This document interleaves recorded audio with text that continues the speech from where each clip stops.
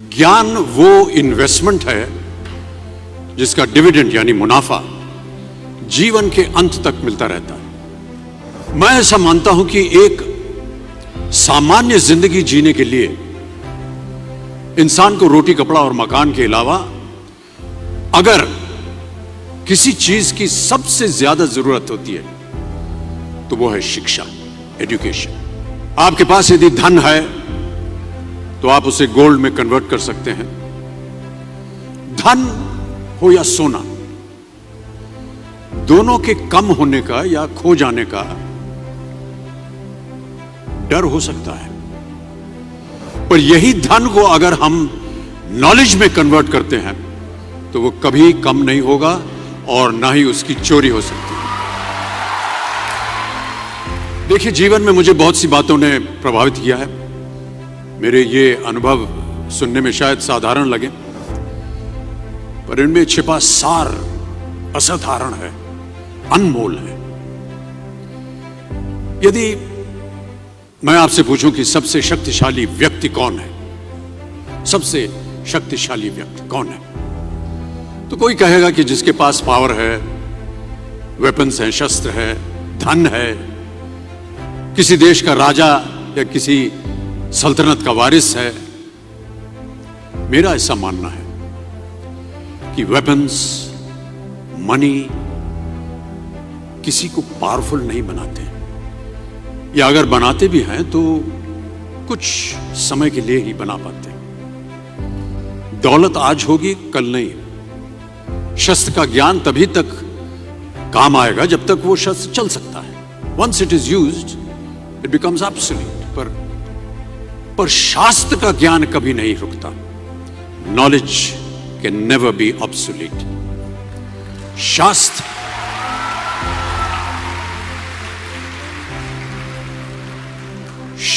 ज्ञान शस्त्र ज्ञान से ज्यादा असरदार, प्रभावशाली और शक्तिशाली होता है।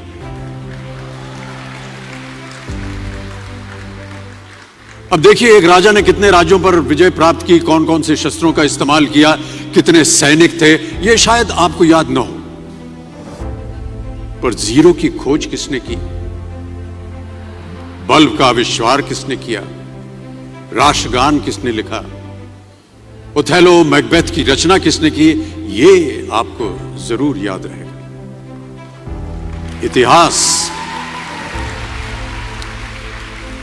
इतिहास गवाह है कि एक राजा अपनी शक्ति के बल पर केवल वहीं तक पूजा जाता है जहां तक उसका साम्राज्य फैला होता है। वो केवल अपनी प्रजा का प्रिय होता है, पर अपने ज्ञान की कीर्ति फैलाने वाले Albert Einstein, William Shakespeare, Rabindranath Tagore सिर्फ अपनी जन्मभूमि में ही नहीं बल्कि पूरे विश्व में पूजे जाते हैं। संपूर्ण मानव जाति के लिए वो प्रेरणा स्रोत बनते हैं। ज्ञान का धनी व्यक्ति हमेशा ही सम्मान और आदर योग्य होता है, क्योंकि ज्ञान वो कवच है, वो शील्ड है जो आपके जीवन में आने वाली कठिनाइयों से आपकी रक्षा करेगा। फिर किसी भी शस्त्र की आपको आवश्यकता नहीं होगी। दो चीजें इंसान यदि अपने जीवन में एक बार सीख लेता है तो वो उसे कभी भूलता नहीं। एक है तैरना, स्विमिंग, दूसरा है साइकिल चलाना। सालों बाद भी अगर आप इन क्रियाओं को करेंगे तो कभी भी इस बात की चिंता नहीं होगी कि आपको स्विमिंग करना या साइकिल चलाना याद है कि नहीं। You will confidently do it.